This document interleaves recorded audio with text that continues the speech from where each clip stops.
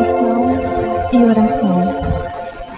Observando as conquistas da civilização, reflitamos-nos. Poderes da ideia, dirigida de que necessitamos no burilamento e ascensão do espírito. Por séculos, o homem usou tugúrios de taipa por domicílio. Todavia, submeteu-se à inspiração das esferas superiores e ergueu os parques residenciais que dignificam as cidades modernas. Por milênios, viajou no dorso de animais de grande porte. No entanto, obedeceu aos impulsos determinados pelo progresso e aprimorou a maquinaria com que anula distâncias. Pensa nos méritos da ideia dirigida, de que não prescindimos no próprio aperfeiçoamento. Se te acreditas doente, encaminha as forças da imaginação para o reajuste, provendo o corpo com os recursos de proteções possíveis ao teu alcance, para que a ideia dirigida de saúde te mantenha o equilíbrio orgânico.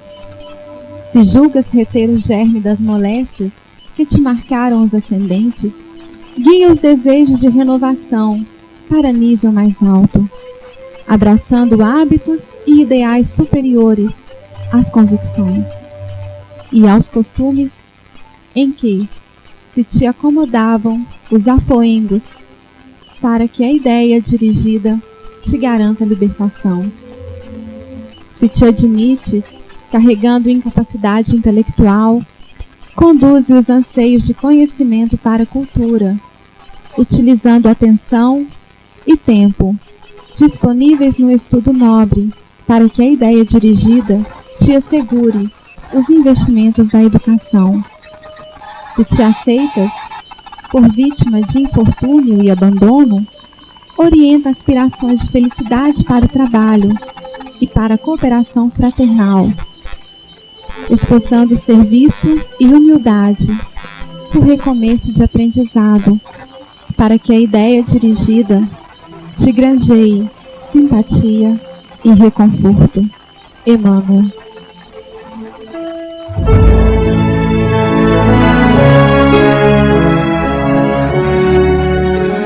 Bom dia, amigos e ouvintes da Rádio Minas AM. E nós estamos iniciando mais um programa Projeto Futuro. Hoje com um tema muito interessante, a vida no mundo espiritual. Será que os espíritos continuam tendo necessidades fisiológicas no plano espiritual? E as crianças que morrem? Como ficam? Será que elas continuam crescendo? E o que acontece quando as pessoas morrem? Como é o processo? Todas essas perguntas e mais algumas serão respondidas hoje pelo nosso entrevistado Alexandre. Bom dia, Alexandre. Bom dia, Arnoldo. Bom dia, Keter. Já que o tema é a vida no mundo espiritual, o que é a imortalidade da alma? Como você vê a imortalidade da alma? Bom, Arnoldo, o próprio nome já o diz, né? A alma é imortal. O corpo físico morre, porém, o espírito permanece vivo. Todas as religiões espiritualistas acreditam na imortalidade da alma, na sua pós-existência. Apenas o materialismo ou o ateísmo acredita que nada existe além da matéria. O espiritismo, além de acreditar na imortalidade da alma, ele acredita também na sua pré-existência. Ou seja, antes de nascer o corpo físico, o espírito já existia. Daí podemos explicar, Lu, por que alguns nascem com dons para a música, por exemplo, para as artes, para os negócios, e outros nascem com tantas limitações físicas e intelectuais.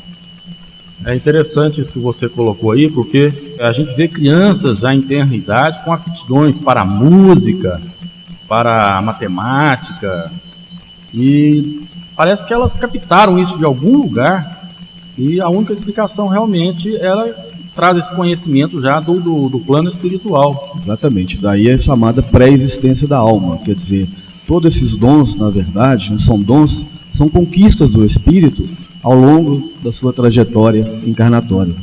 Exatamente, porque se Deus dá o dons a uns e o outros não, esse Deus seria injusto. Nós sabemos que ele é infinita bondade e infinita justiça.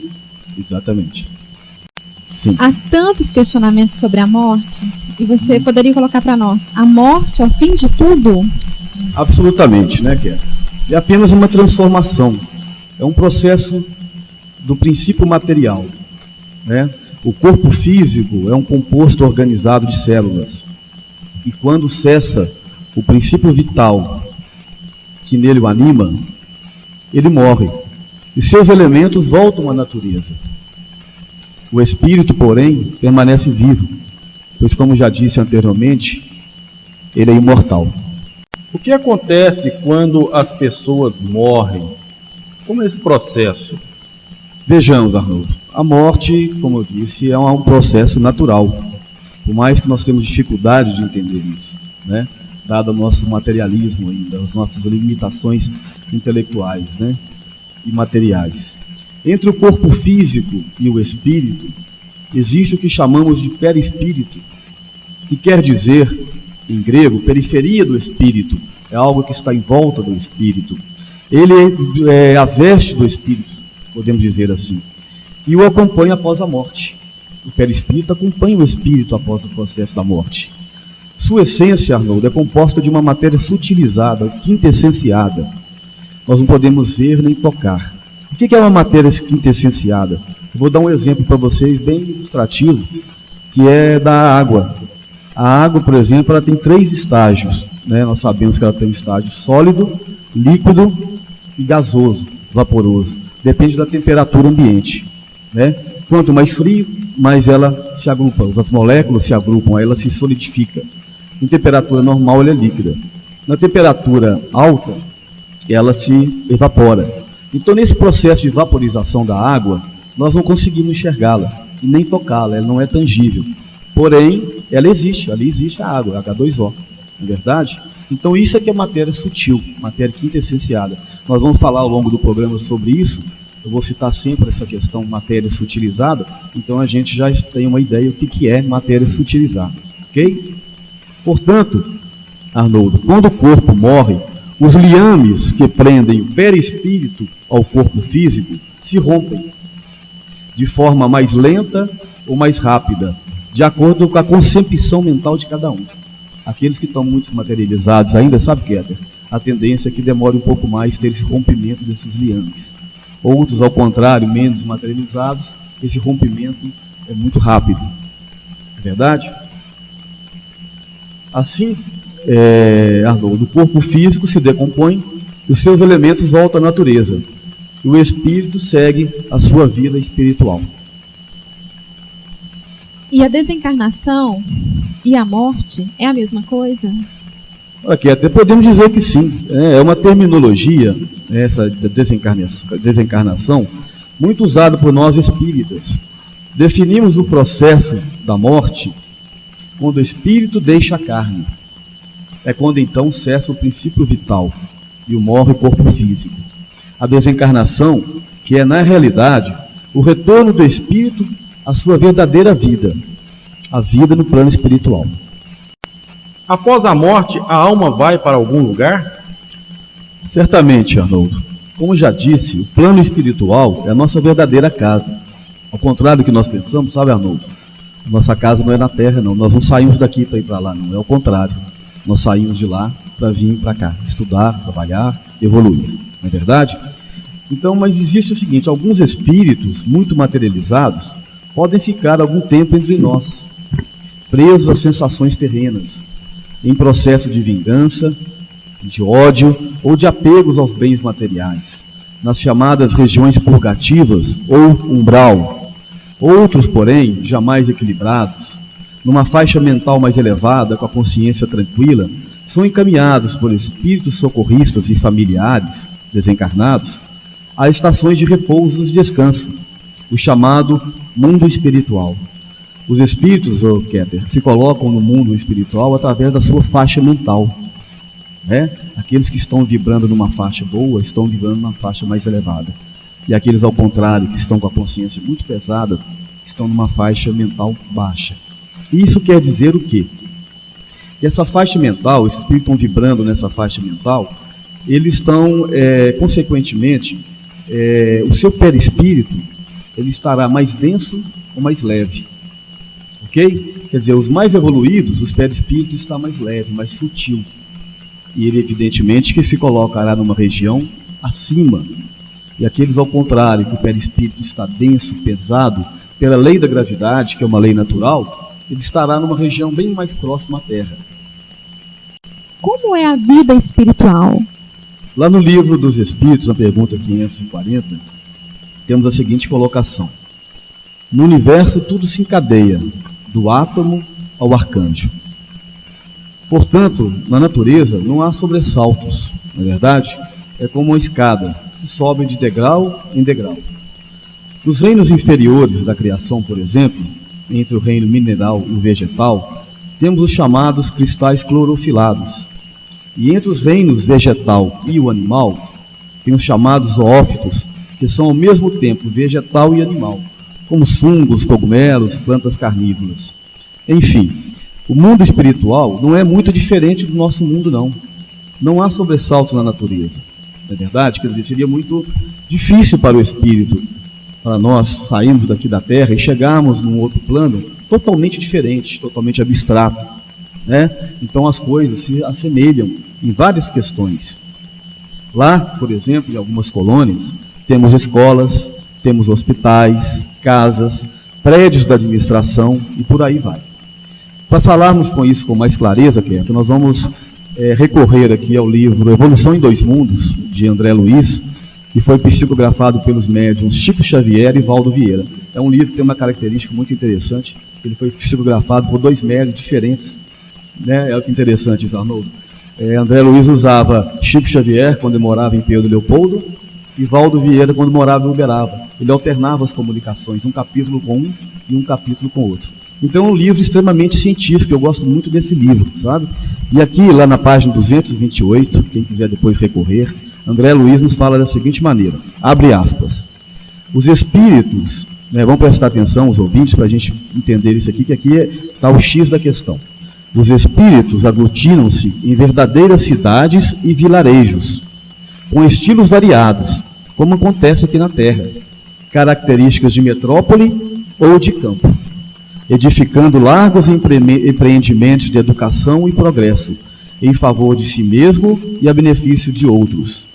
Na esfera espiritual, temos o espaço das nações, com suas comunidades, idiomas, experiências, inclinações, inclusive religiosas, onde missionários de libertação mental, operando a caridade em favor das criaturas ligadas aos núcleos terrenos.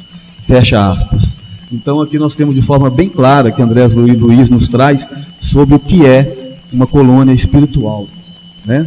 Então ele nos fala aqui que ora com característica de metrópole, ora com característica de campo, onde cada um vai se colocar nela de acordo com a sua faixa mental e a sua afinidade. Já que você falou em colônias espirituais, o que são as colônias espirituais? O que você poderia falar mais sobre as colônias espirituais? Ah, que bom. Vamos lá. Vamos tomar ilustrativamente, Arnoldo, a ideia de um arco-íris. Vamos lembrar do arco-íris. Como é que as faixas, cores, ela pelo prisma, elas vão se sobrepondo, né? Chega num ponto que a gente nem sabe onde é o azul e aonde começa o vermelho, né? Onde começa o amarelo. Quer dizer, elas se misturam, mas estão por faixas, né? As colônias espirituais, elas também se sobrepõem a partir da Terra. Elas estão ligadas à Terra, mas elas se sobrepõem. Quanto mais elevada ela estiver, mais desenvolvida espiritualmente e materialmente. Materialmente que eu falo entre aspas, é aquela matéria sutilizada que eu citei anteriormente.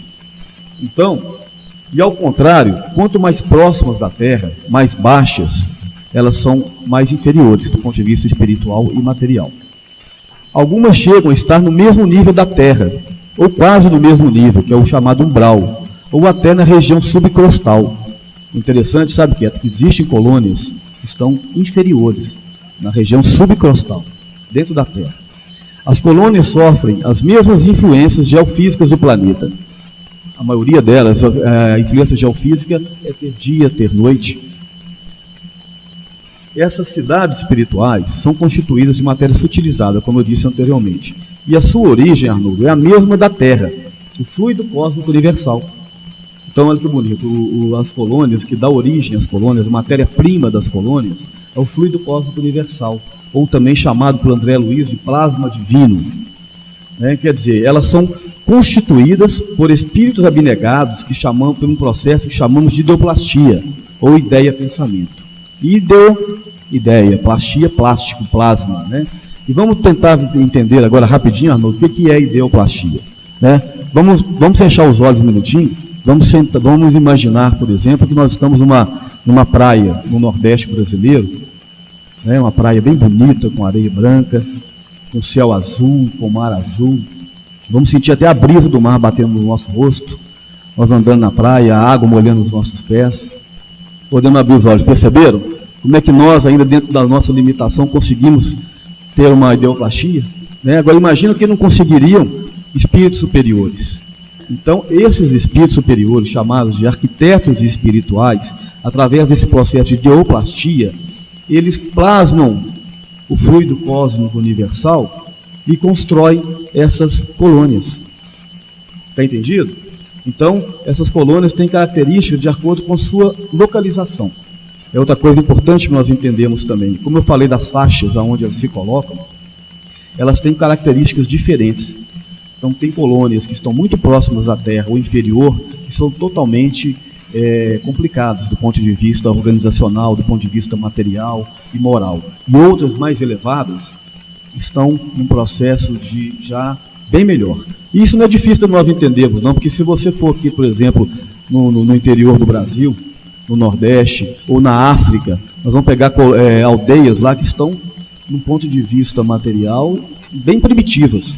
Alguns ainda nem conhecem a roda ainda, com menos ratos e tal. E se você subir mais ou menos uns 7, 8 mil quilômetros em direção à Europa, lá nos países nórdicos, na Islândia, na Noruega, na Finlândia, você vai encontrar um nível de vida material completamente diferente. Nem parece que você está no mesmo planeta. Então as colônias também têm essas variações, entendeu? As mais inferiores, bem mais deficientes. E as superiores, um nível de qualidade de vida espiritual, moral e material, entre aspas, bem mais evoluído também.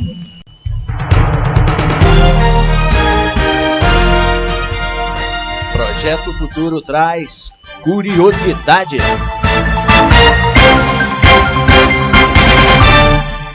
Sabia que as primeiras manifestações espirituais que despertou o mundo inteiro para descobrir o que estava por trás destes fenômenos aconteceu numa pequena cidade, Hydesville, conhecida como Condado de Wayne, em Nova York, no ano de 1848, e que ficou conhecido como sendo o início da Era do Espírito. Alexandre, nós temos aqui uma pergunta do Francisco Modesto, aqui do centro mesmo. Ele pergunta: em que grau o imperfeito fica no mundo espiritual depois da morte? E o espírito bom, como fica? É importante nós colocarmos primeiro que imperfeitos todos somos, Se tiver algum espírito perfeito aqui entre nós na Terra, está no lugar errado.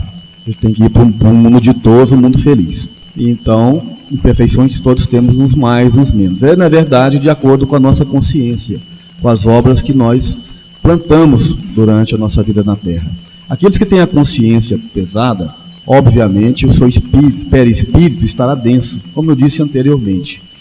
E aquele, ao contrário, que está imperfeito, porém, sabendo que cumpriu o seu papel diante das suas dificuldades, com a consciência mais tranquila, ele se colocará em regiões mais superiores. Então, o imperfeito ele pode estar em colônias um pouco inferiores ou temporariamente naquilo que nós chamamos de umbral. Umbral é o que é umbral? Umbral é a porta, é o que está em cima da soleira da porta, que chama-se umbral. Está mais ou menos no mesmo nível que nós estamos aqui. E ele pode ficar ali um bom tempo, não existe exatamente como precisar um tempo, e pode estar em colônias um pouco mais superiores. E isso tem muito a ver com o perispírito mais denso, menos denso, aquele perispírito mais pesado, mais grosseiro, continua aqui na Terra, aqui, ao nosso lado aí, preso aos vícios, à sensualidade, ao materialismo, E aqueles com o perispírito mais sutil se elevam a algumas colônias. Exatamente, aí que entra a parte científica da coisa, né? Exato, é. Porque nós não podemos ficar presos apenas às questões filosóficas ou de cunho religioso, não, né? A parte científica, por isso que a doutrina espírita tem como base a filosofia e a ciência, e lá no topo da pirâmide a religião está religando a Deus, não é verdade? Então aí, a questão do perispírito é exatamente por isso que você falou, é a lei da gravidade.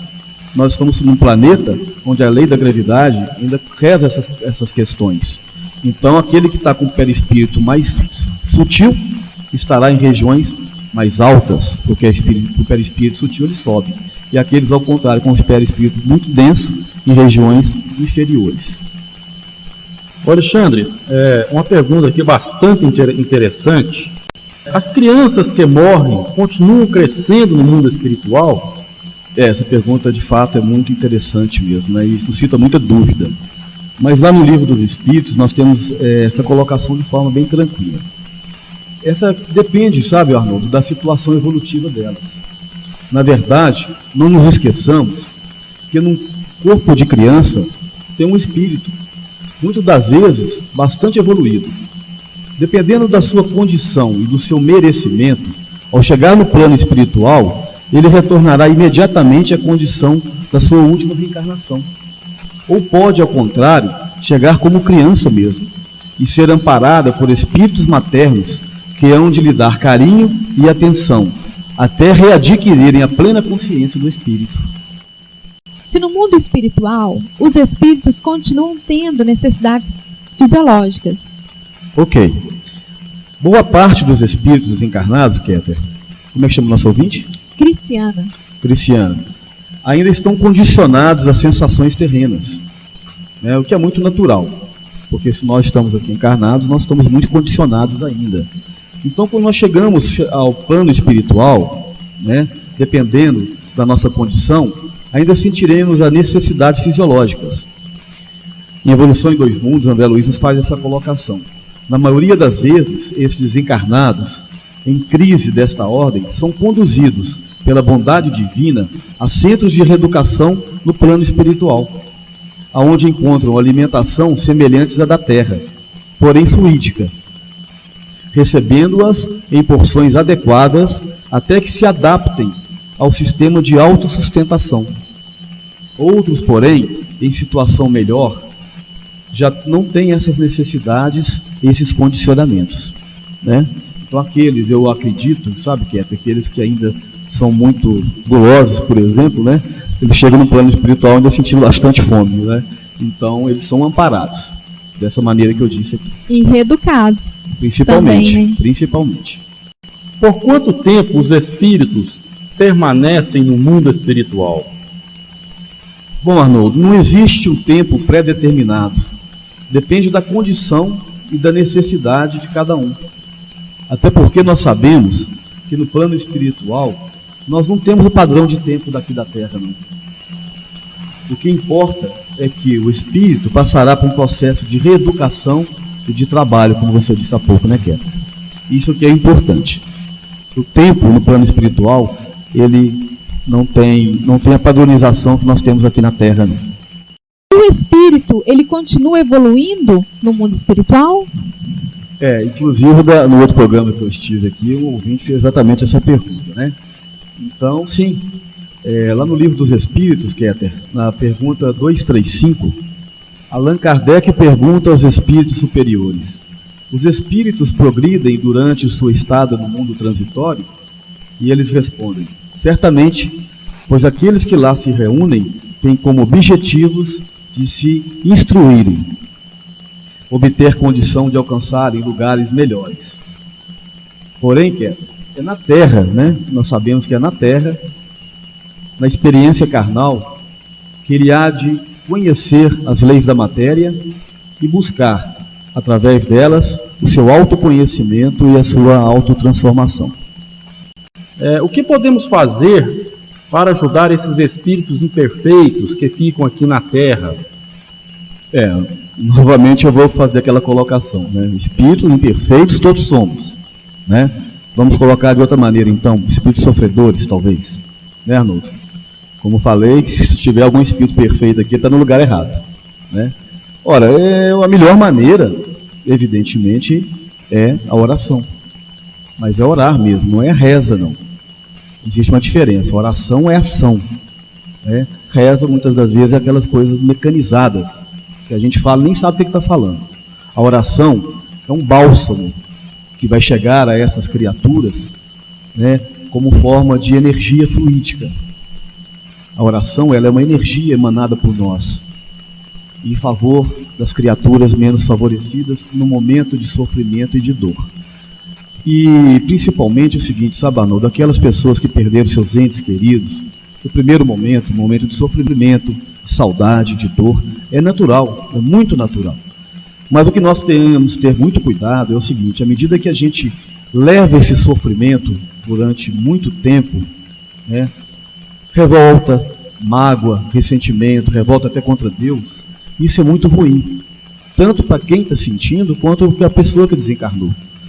Essa relação, assim como a oração, ela traz o bálsamo, ela leva fluidos renovadores, né, ajudando, magnetizando aquele espírito, ela pode, ao contrário, também levar dor, levar sofrimento, né, angústia.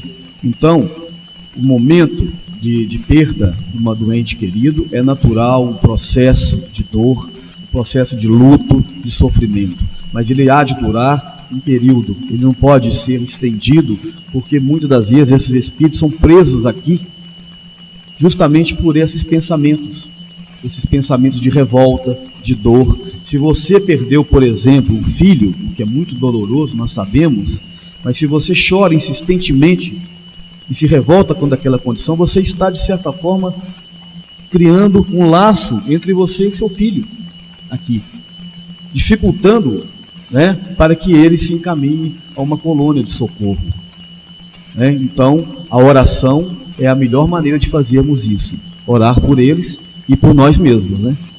Inclusive, uma vez perguntaram para o Chico Xavier se chorar fazia mal para aqueles que partiram. E ele responde de uma maneira muito simples, que depende das lágrimas.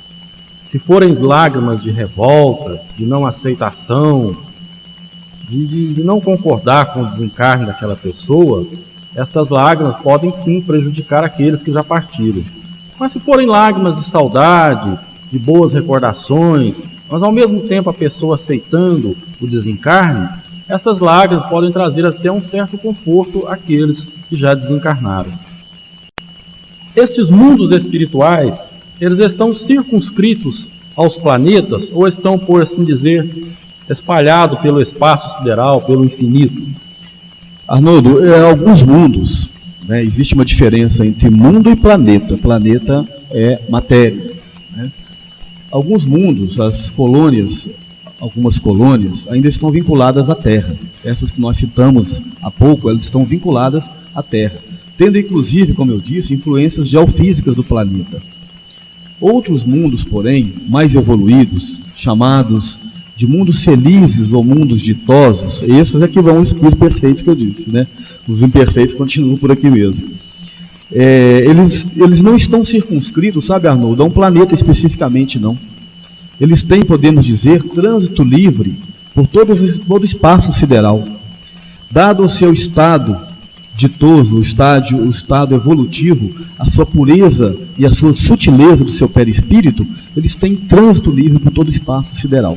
Eles não estão circunscritos a um planeta especificamente, não. Já as nossas colônias, sim. Essas estão circunscritas ao nosso planeta Terra. Inclusive, os anjos, que nada mais foram que espíritos, que já passaram por tudo que nós passamos, né? Estamos passando, e chegaram à condição angelical, hoje eles têm o quê? Todo o universo para si.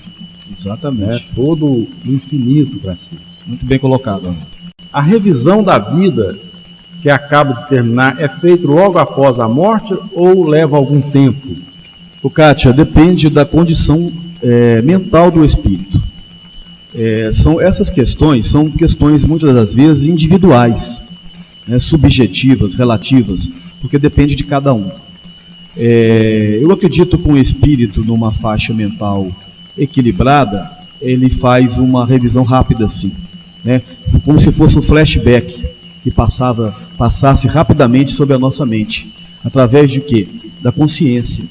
A consciência, o tribunal da consciência, é um mecanismo maravilhoso, né, que Deus criou para que nós julguemos nós mesmos. Nós somos juízes de nós mesmos.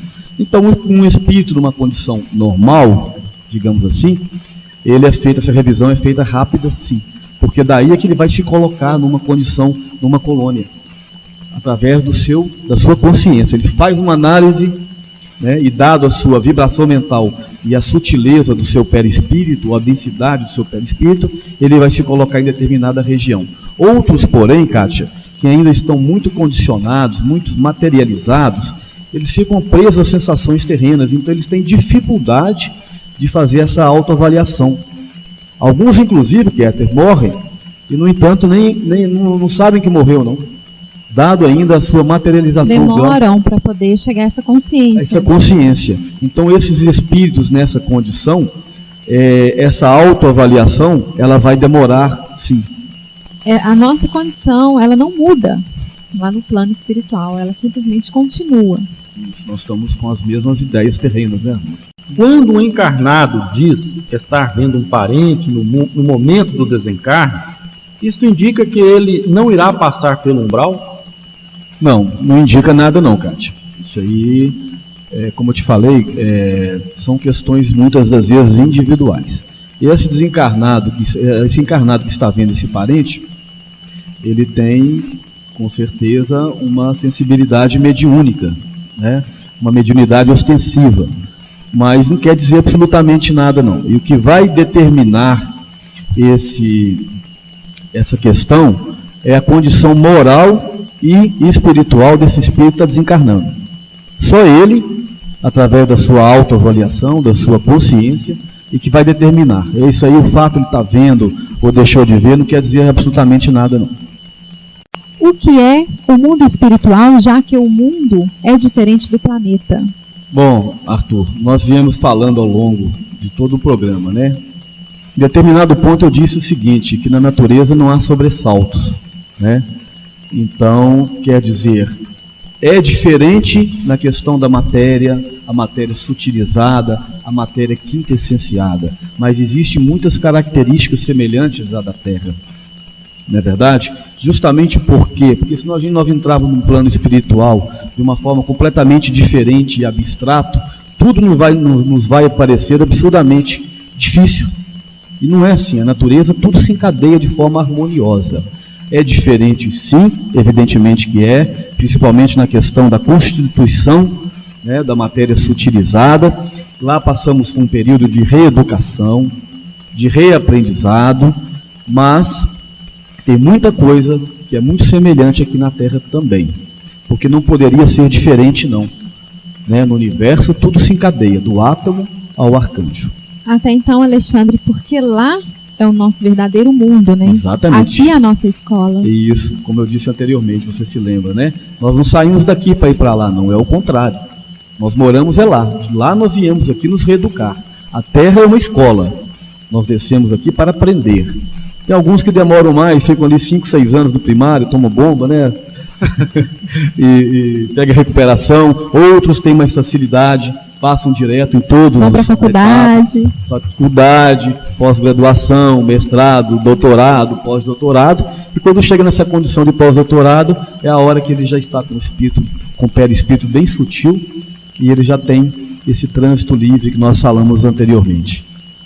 Como podemos ter uma prova de que a vida espiritual é melhor do que a vida material, do que a vida terrena? E como fazer para desligar rapidamente das coisas materiais? Bom, dona Geralda, primeiro, bom dia. Obrigado, inclusive, pela pergunta, né? Para nós desligarmos das coisas materiais, nós não temos necessariamente que desligarmos, não. Porque a matéria é importante, muito importante. Inclusive, faz parte das leis naturais. A lei do trabalho, a lei do progresso, são leis naturais, assim como a lei da justiça, a lei da caridade, a lei do amor. Não é verdade? Nós não temos que nos desligar, não, muito pelo contrário, nós estamos aqui para aprender tudo sobre a matéria. Esse é um dos objetivos da encarnação. O que nós temos que ter, dona Geralda, é o discernimento. até onde vai a necessidade e até onde vai o excesso. Esse discernimento é que não vai nos colocar de uma forma tranquila, mas a matéria é essencial, sim. Agora, o que demanda é o que nós vamos fazer com ela. A riqueza, por exemplo, a prova da riqueza é uma prova muito difícil. O que nós vamos fazer com a riqueza? Nós vamos ajudar ao próximo, ajudar a nós mesmos? A utilidade é que faz o diferencial. Qual que é a primeira pergunta da dona Geralda, por favor, Arnaldo? A dona Geralda? Como podemos ter uma prova de que a vida espiritual é melhor do que a vida material? Sim. Da forma intuitiva mesmo, na verdade. E também, dona Geralda, nas várias comunicações que nós temos, nas obras subsidiárias, na obra básica da doutrina espírita, principalmente, onde Kardec conversa o tempo todo com a espiritualidade maior.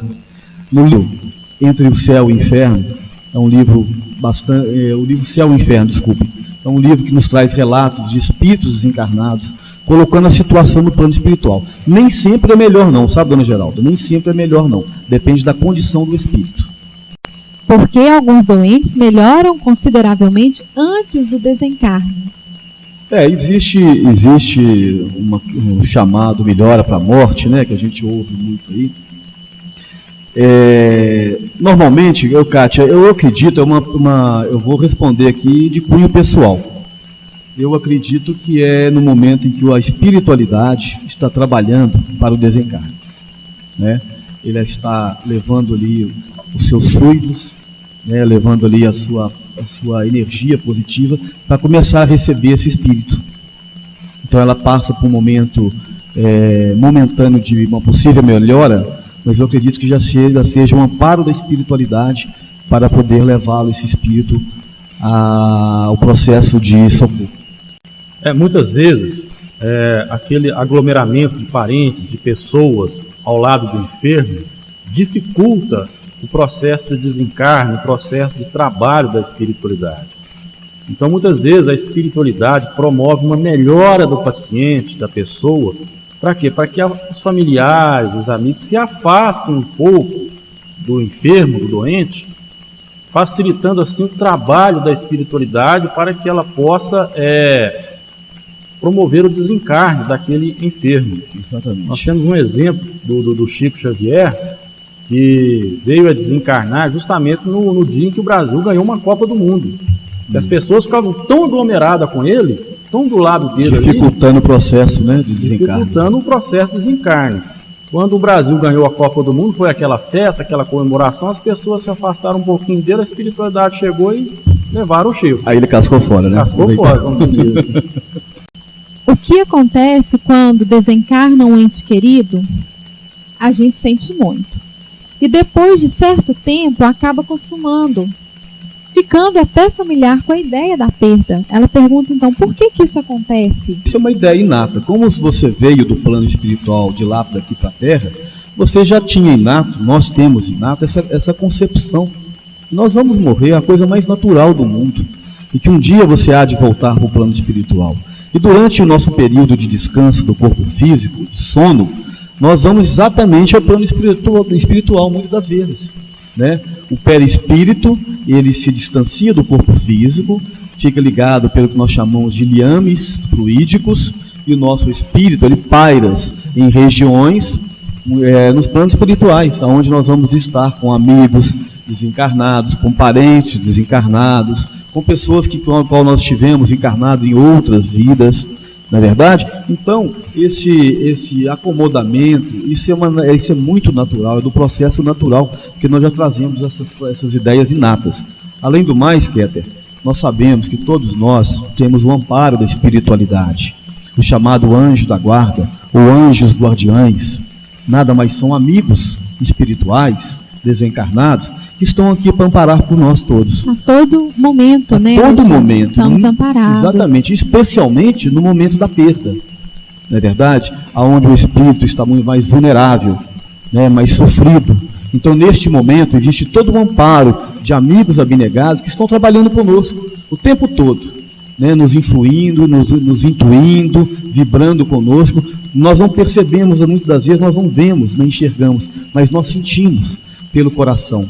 E quando nós começamos a aceitar a ideia da perda, é porque há uma comunhão de ideias entre nós e esses espíritos amigos. E nós vamos nos acalmando, né? Isso que é bonito. Nós vamos aceitando, mas aceitando com tranquilidade, porque é um processo natural. A morte do corpo físico é um processo natural. E nós estamos chegando no final do programa, como eu disse anteriormente, e tem algumas perguntas aqui que vão ficar para a semana que vem, porque não vai dar tempo de serem respondidas. E eu gostaria de agradecer a você, Alexandre, pela sua participação. Eu que agradeço, Kéter, a oportunidade, ao Arnoldo, aos nossos ouvintes, né? Espero que tenha ajudado a facilitar a eles esse conhecimento de forma assim, objetiva. E lembrando que a maioria das opiniões aqui não foram de cunho pessoal, não.